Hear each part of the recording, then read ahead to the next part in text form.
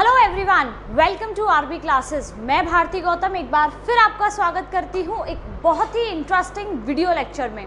आज हम लोग डिस्कस करने वाले हैं क्लास 10 ज्योग्राफी का chapter that is manufacturing industries. इस चैप्टर पर जो प्रीवियस लेटेस्ट वीडियो था उसमें हम लोगों ने कॉटन टेक्सटाइल्स के बारे में डिस्कस किया था। कॉटन टेक्सटाइल इंडस्ट्री की हर वो बात जो आपके लिए जानना ज़रूरी है वो मैं उस वीडियो में डिस्कस कर चुकी हूँ। बस बचा क्या था, वो चैलेंजेस जो ये इंडस्ट्रीज फेस करती हैं। चलिए आज उन चैलेंजेस के बारे में हम लोग बात कर लेते हैं। देखिए, कल हम लोग जो है एक पॉइंट के बारे में बात कर रहे थे जिसमें हमने वर्ल्ड ट्रेड में जो हमारा कॉटन एक्सपोर्ट है उसके बारे में हम लोगों ने देखा था। हमने देखा था कि 25% जो हम लोग एक्सपोर्ट करते हैं वो है कॉटन यार्न, यानी कि हम लोग फाइबर यानी कि जो धागा होता है उसको तो 25% हम लोग एक्सपोर्ट कर रहे हैं, लेकिन जो वैल्यू एडिशन के बाद एक गारमेंट बन के तैयार होता है, एक कपड़ा बन के तैयार होता है, उसका एक्सपोर्टिंग सिर्फ और सिर्फ 4% है। मतलब हमें प्रॉफिट जितना होना चाहिए उतना नहीं हो पाता है बिकॉज हम लोग वैल्यू एडिशन नहीं कर पाते हैं। अब इस डिफरेंस का क्या रीज़न है, ये डिफरेंस क्यों है, इस बारे में हम लोग बात करते हैं। और ये सारी चीज़ें किस में आने वाली हैं, ये सारी चीज़ें आएंगी इस इंडस्ट्री के चैलेंज में कि ये इंडस्ट्री कौन कौन से चैलेंज फेस करती है। अगर मैं पहले चैलेंज की बात करूं तो पहला चैलेंज है इस इंडस्ट्री का कि हमारे यहाँ पर जो स्पिनिंग का काम होता है। देखिए, दो चीज़ें हैं, समझने की कोशिश करिए। इस इंडस्ट्री में या फिर टेक्सटाइल्स में दो चीज़ें होती हैं। पहला क्या होता है, स्पिनिंग, और दूसरा क्या होता है, वीविंग। ये दो पार्ट जो है इस इंडस्ट्री के बहुत इंपॉर्टेंट पार्ट है। और ये होते क्या है, देखिए, स्पिनिंग का मतलब होता है हमने सबसे पहला प्रोसीजर क्या किया कि हमने जो है फील्ड में से कॉटन कल्टीवेशन हुआ, कॉटन बॉल्स को हम लोग लेकर आ गए, इंडस्ट्रीज में कॉटन बॉल आ गई। अब उसके बाद जो कॉटन से यार्न बनेगा, क्या बनेगा, यार्न, यानी कि जो धागा बनेगा, उस प्रोसीजर को हम लोग क्या कहते हैं, स्पिनिंग प्रोसीजर कहते हैं। क्या कहते हैं, स्पिनिंग। वो वाला काम क्या कहलाता है, स्पिनिंग, जिससे कॉटन बॉल से धागा बनता है, तो वो हो गया स्पिनिंग। और वीविंग प्रोसीजर का मतलब ये होता है जहां पर यार्न से क्या बनता है, फैब्रिक बनता है, फैब्रिक मेकिंग, जहां पर कपड़ा बनता है। अब हम लोग खाली धागा बनने के बाद धागा तो नहीं लपेट लेते हैं ना, पहनते तो कपड़े ही है। कपड़ा बनता किससे, फाइबर से। तो वो फाइबर कहाँ बनता है, वो फैब्रिक मेकिंग कहाँ होती है, वो वीविंग प्रोसीजर में होती है। तो ये दो चीज़ें हैं, एक स्पिनिंग और एक वीविंग। तो दोनों ही टेक्सटाइल इंडस्ट्री में बहुत इंपॉर्टेंट प्रोसीजर है जिनके बारे में हमें पता होना चाहिए। चलिए, पहली चीज़ तो ये हो गई। अब मैं आपको बताती हूँ कि हमारे इंडिया में जो स्पिनिंग का प्रोसीजर है वो बहुत ही उम्दा क्वालिटी का होता है, बहुत ही बेहतरीन क्वालिटी का हमारे यहाँ पर यार्न बनाया जाता है। जैसा कि हमने देखा कि हम लोग 25% इसे एक्सपोर्ट भी करते हैं। इट मीन्स इसकी वर्ल्ड वाइड डिमांड बहुत ज़्यादा है, बहुत अच्छी क्वालिटी का बनता है, इसलिए हम इसको बाहर एक्सपोर्ट करते हैं।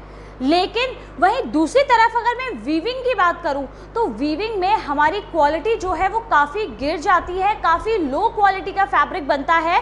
दैट्स वाई जहाँ यार्न हम लोग 25% एक्सपोर्ट कर रहे हैं, वहाँ गारमेंट बना के, कपड़ा बना के हम उसे कितना परसेंट, सिर्फ और सिर्फ 4% ही अपना शेयर रख पा रहे हैं। बिकॉज वीविंग पार्ट में जो हमारी क्वालिटी है, फैब्रिक मेकिंग जो क्वालिटी है, वो क्वालिटी काफ़ी कम है। और ये बहुत बड़ा चैलेंज है जो ये इंडस्ट्री जो है क्या फेस कर रही है। India has world class production in spinning. Spinning में एकदम धांसू प्रोडक्शन हम लोग करते हैं, वर्ल्ड क्लास प्रोडक्शन। लेकिन but weaving supplies low quality of fabric. But जब वो यार्न वीविंग के लिए जाता है तो वीविंग के बाद हमारे पास जो फैब्रिक आता है वो काफ़ी लो क्वालिटी का होता है। अब आप पूछोगे कि मैम ऐसा क्यों है, जब हम लोग यार्न इतना अच्छा क्वालिटी का बना के दे रहे हैं तो फैब्रिक इतना बेकार क्यों बन रहा है, उसका कोई reason? Yes, of course it's a reason, and वो भी हमारे लिए एक बहुत बड़ा चैलेंज है। जो ये वीविंग का प्रोसीजर अच्छे से काम नहीं करता है उसका सबसे बड़ा जो रीज़न है वो है इसका एक आउटडेटेड मशीनरी। क्या है, आउटडेटेड मशीनरी। हमारे पास मशीन्स है, जैसा कि मैंने कहा कि इस इंडस्ट्री में हम लोग पूरी तरीके से सेल्फ सफिशिएंट हैं, हमारे पास टेक्नोलॉजी है, मशीनरी है, बट वो मशीनरी काफ़ी पुरानी मशीनरी है और आज के टाइम में उसे अपडेट करने की ज़रूरत है। लेकिन we have that outdated machinery जिसके पास हम लोग वही वाला काम कर पा रहे हैं जो हम बहुत साल पहले करते थे, और आज के टाइम पे जो क्वालिटी मेकिंग होनी चाहिए वो क्वालिटी हम लोग उस फैब्रिक की नहीं बना पा रहे हैं। और जो सबसे बड़ा रीज़न है वो ये है कि हमारे यहाँ पर स्पिनिंग सेंट्रलाइज्ड है। क्या है? स्पिनिंग सेंट्रलाइज्ड है, कुछ ही एरिया में होती है, उसके लिए जगह जगह भागना नहीं पड़ता, तो हम वहाँ पर जो है प्रॉपर स्पिनिंग के लिए टेक्नोलॉजी को बढ़ा पाते हैं एक पर्टिकुलर एरिया में, क्योंकि महाराष्ट्र और गुजरात में ही जो है ज़्यादातर स्पिनिंग का प्रोसीजर किया जाता है, ठीक है ना, महाराष्ट्र, गुजरात, तमिलनाडु वाला एरिया जो है। बट वीविंग का जो प्रोसीजर है वो डिसेंट्रलाइज है, यानी कि वो हर जगह पर अलग अलग होता है। हैंडीक्राफ्ट जहाँ के लोग जिस तरीके की वीविंग जानते हैं वो वैसी करते हैं। लाइक आप लोग जम्मू कश्मीर की साइड जाएंगे तो वहाँ पश्मीना शॉल होती है, तो वुलन से वो पश्मीना शॉल केवल वही लोग बनाना जानते हैं, बिकॉज वो लोग उस हैंडीक्राफ्ट को, वहाँ के उस ट्रेडिशन को, कल्चर को जानते हैं, तो वो लोग उससे बनाते हैं, तो वहाँ वीविंग का प्रोसीजर अलग होता है। बनारस में आप लोग आएंगे, वहाँ पर जो वीविंग का प्रोसीजर है वो अलग है, बनारसी साड़ी का लुक एक अलग आता है, तो उसका जो प्रोसीजर है वो एक अलग है। आप नीचे की तरफ जाइए, केरला में, साउथ में जाएंगे तो वहाँ कांजीवरम की साड़ियाँ होती हैं, एमपी में जो है अलग साड़ियाँ पहनी जाती हैं, ईस्टर्न साइड जाएंगे वहाँ पर कुछ और फैब्रिक पहना जाता है, तो वहाँ पर जो है अलग अलग तरीके से वीविंग की जाती है, इसलिए वीविंग हमारे यहाँ पर पूरी तरीके से डिसेंट्रलाइज है। तो यहाँ पर इसकी टेक्नोलॉजी को अपडेट करना मुश्किल हो जाता है। दैट्स वाई वीविंग के बाद हमारे पास जो क्वालिटी आती है फैब्रिक की, वो क्वालिटी उतनी अच्छी नहीं होती, और इसलिए हम लोग गारमेंट्स को ज़्यादा एक्सपोर्ट नहीं कर पाते हैं। तो ये कुछ रीजंस हैं जिनकी वजह से इस इंडस्ट्री को काफ़ी फेस करना पड़ता है, और वो उतनी क्वालिटी वाला प्रोडक्शन नहीं दे पाती जितना कि वो दे सकती है, because we have that raw material, और जो रॉ मटेरियल है वो ऐसी वैसी क्वालिटी नहीं, बहुत अच्छी क्वालिटी है, बट लेकिन ये कुछ रीज़न है जिनकी वजह से हम काम नहीं कर पाते। नेक्स्ट जो है वो है इर्रेगुलर पावर सप्लाई। क्या है? इर्रेगुलर पावर सप्लाई, यानी कि कोई भी इंडस्ट्री, हमने देखा कि हमारे यहाँ पर पहले हैंड से काम होता था, हैंड स्पिनिंग है, हैंडलूम से, उनसे काम होता था, लेकिन इंडस्ट्रियलाइजेशन के बाद और जैसे ही फर्स्ट मिल सेटअप हुई हमारी मुंबई में, तो उसके बाद क्या हुआ, पावर लूम्स आ गए। जब पावर लूम्स आ गए हैं तो ऑब्वियस सी बात है कि ये सारी मशीन्स किस पर काम करेगी, एनर्जी पे काम करेगी, पावर पे काम करेगी, और जब पावर सप्लाई अच्छी नहीं होगी तो ये सारी मिल्स जो हैं, ये टेक्सटाइल मिल्स पूरी तरीके से बैठ जाने वाली हैं, इन पे से कुछ भी काम नहीं करवाया जा सकता है। तो पावर सप्लाई किसी भी industry, not only for textile industry, cotton textile mill या jute textile mill, every industry के लिए पावर सप्लाई होना बहुत ज़्यादा ज़रूरी है। एक रेगुलर पावर सप्लाई और एक अच्छी रेट में पावर सप्लाई होनी चाहिए। नेक्स्ट जो है वो है competition from synthetic fibre. Cotton बहुत अच्छा नेचुरल फाइबर है। कैसा है? कॉटन बहुत अच्छा नेचुरल फाइबर है, जो कि बहुत इजीली अवेलेबल भी होता है, और उसका कपड़ा भी बहुत सूदिंग होता है, बहुत अच्छा होता है, पहनने में काफ़ी कंफर्टेबल। लेकिन हमारे यहाँ पर जैसे कि कंपटीशन बढ़ता जाता है, उसी तरीके से कॉटन को भी compete करने के लिए काफ़ी सारे सिंथेटिक फाइबर्स जो है मार्केट में अवेलेबल हैं। ये सिंथेटिक फाइबर कुछ जो है वो पेट्रोकेमिकल से बनाए जाते हैं। किससे? पेट्रोकेमिकल से इन फाइबर्स को बनाया जाता है, जिसमें आप लोगों ने काफ़ी सारे सुने होंगे, लाइक पॉलिएस्टर है,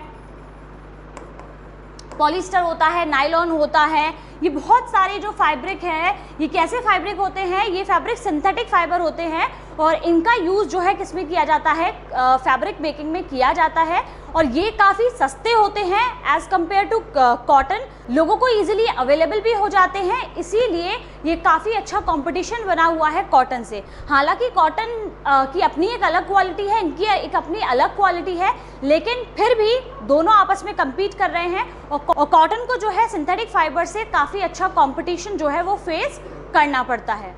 नेक्स्ट जो चैलेंज ये इंडस्ट्री फेस करती है वो है हमारा लो आउटपुट ऑफ लेबर, यानी कि लेबर से हम लोग उम्मीद करते हैं कि वो अपना पूरा स्किल यूज़ करके अच्छा प्रोडक्शन करेंगे, बट हमें जो है यहाँ पर लेबर का पूरा प्रोडक्शन नहीं मिल पाता है, लेबर का आउटपुट उतना अच्छा नहीं मिलता, लेबर का आउटपुट लो रहता है, जिसकी वजह से प्रोडक्शन अच्छा नहीं हो पाता और उसकी क्वालिटी बेहतर नहीं आ पाती है। तो आई होप आप लोग समझ गए होंगे कि इस इंडस्ट्री को किस किस तरीके के चैलेंजेस को फेस करना पड़ता है, और हम लोग इस इंडस्ट्री में उतना बेहतर क्यों नहीं कर पा रहे, जबकि हमारे पास रॉ मटेरियल भी है और टेक्नोलॉजी भी है।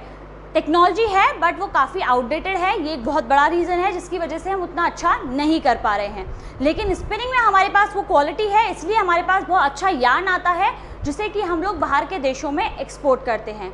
आई होप आपको ये पूरा टॉपिक कॉटन टेक्सटाइल का बहुत अच्छे से समझ में आ गया हो। अगर कोई आपको डाउट है तो आप मुझसे कमेंट बॉक्स में पूछ सकते हैं। आज का वीडियो आपको पसंद आया होगा, मैं आशा करती हूँ। अगर पसंद आया है तो वीडियो को लाइक करना बिल्कुल भी मत भूलिएगा और नीचे जो रेड कलर का बटन दिया हुआ है ना सब्सक्राइब का, उसे भी ज़रूर प्रेस कर दीजिएगा ताकि नए नए वीडियोस के नोटिफिकेशन आप लोगों को मिलते रहें। अब आप लोगों के लिए मेरे पास एक बहुत ही इंपॉर्टेंट अनाउंसमेंट है जो आप लोगों के लिए बहुत ज़रूरी है, और वो है अनअकैडमी का एक बहुत ही अमेजिंग ऑफर। चलिए बात कर लेते हैं क्या ऑफर है। फ्रेंड्स, अनअकैडमी की तरफ से आप लोगों के लिए एक बहुत ही अच्छा ऑफर है, और ये है फ्रेंड्स मंथ का सबसे बेहतरीन ऑफर जहां पर आपको अनअकैडमी के किसी भी सब्सक्रिप्शन पर मिलने वाला है 20% ऑफ। हाँ, आप लोगों ने बिल्कुल सही सुना, 20% डायरेक्टली ऑफ मिलने वाला है। आपके पास लास्ट 7 to 8 आवर्स बचे हैं इस ऑफर को यूज़ करने के लिए।